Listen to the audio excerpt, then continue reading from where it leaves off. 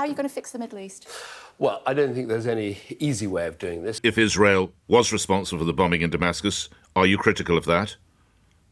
Well, it's a matter for Israel. We haven't made a comment on it. Why were we right to be involved?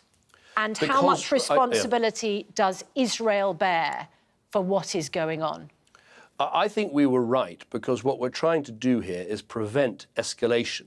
What we did, alongside the Americans, but they played a far greater role, as did the Israeli Defense Shield, was to stop weapons killing people in Israel being sent by Iran and her proxies. And so that was the right thing to do to stop that escalation. Isn't the possibility that they're simply not listening, that they regard the fact that the British government continues to sell them arms, does not declare them in breach of international law, which you hinted only a month ago that you might well do, by the way, and think the British government, forget what they say, they're effectively giving us a green light to continue as we have been in Gaza. I don't accept that for a moment. If that was the case, why are they now saying they're going to open the Ashdod port? Why are they opening new crossings? Why are they saying they're going to switch the water pipes back on into Gaza? Why are they doing all of the things that we and others have been asking for? So I think we have been forceful. But on the, the broader question, we have a very strict set of guidelines for dealing with arms exports. But I think,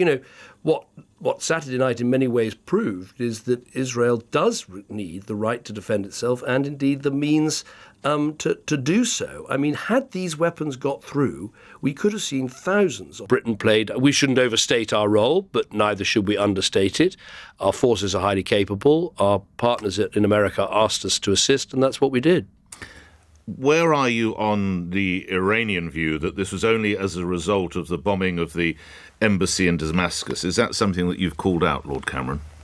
Well, look, I think if you look at the scale of what Iran was trying to do, 110 ballistic missiles, 36 cruise missiles, 185 drones.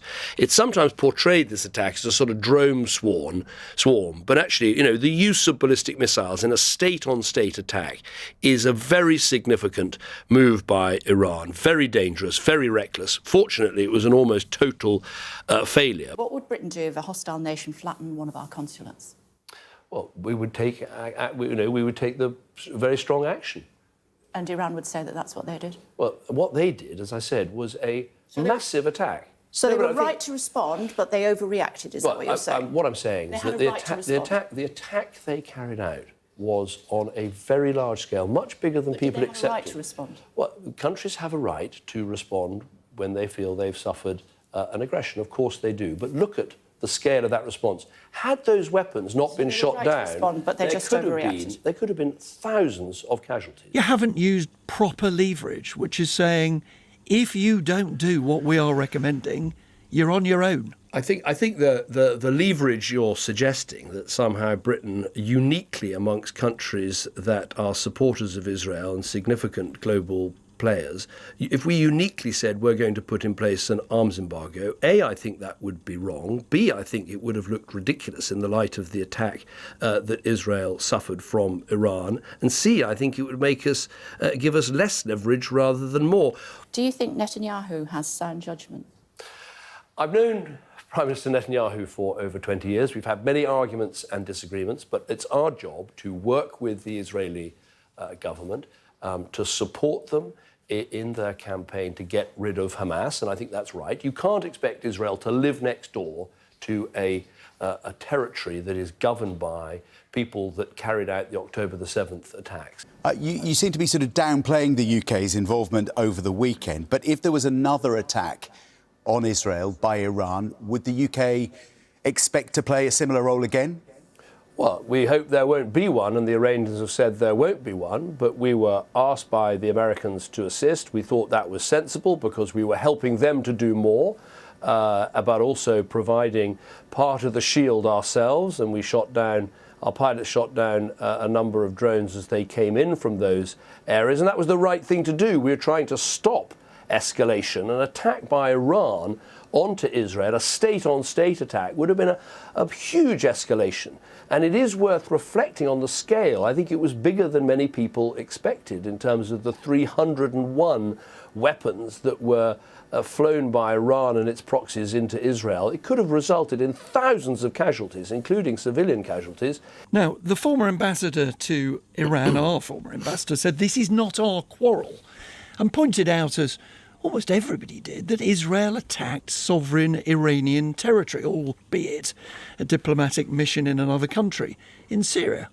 You can't dispute that, can you? Well, I can certainly dispute that Iran is a malign influence, and a malign influence that we feel, not least here in this country, where Iran tried to kill dual British and Iranian citizens who work for Iran TV. Sure, but Israel hit diplomatic territory, didn't it? Well, let me I'll come on to that. But also, Iran's funding of the Houthis has been attacking international ships, including British ships in the Red Sea. Did Iran hit diplomatic territory? Well, Israel, I'm so sorry. Clearly, Israel, they haven't attributed themselves to this, but you have to understand from their perspective, the IRGC are arranging Hamas's attacks on Israel and all the rest of it. Do you think he has sound judgment? Look, we have to work with the prime ministers and the governments that are there. And we have, as I say, he has good judgment on many things, but there are times that we profoundly disagree. And when we do, we should have frank conversations. That's what friends do. What's his bad judgment been of late?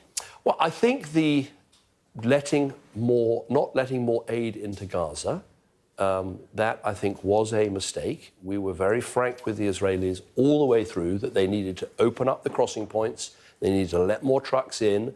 They needed to make sure there was proper deconfliction so that aid workers could get around Gaza and we wouldn't have, further incidents like the terrible killing of the World Central Kitchen workers. I think it was a bad judgment not to open up Gaza to aid earlier. But why not shoot down unmanned drones, Lord Cameron?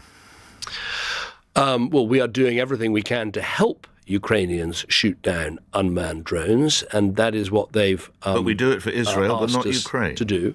Well, actually, what we're doing is an interesting question. What we're doing with respect to Israel is filling in for the Americans in terms of Opsheda, and then using our jets, if they can, to shoot down missiles and drones.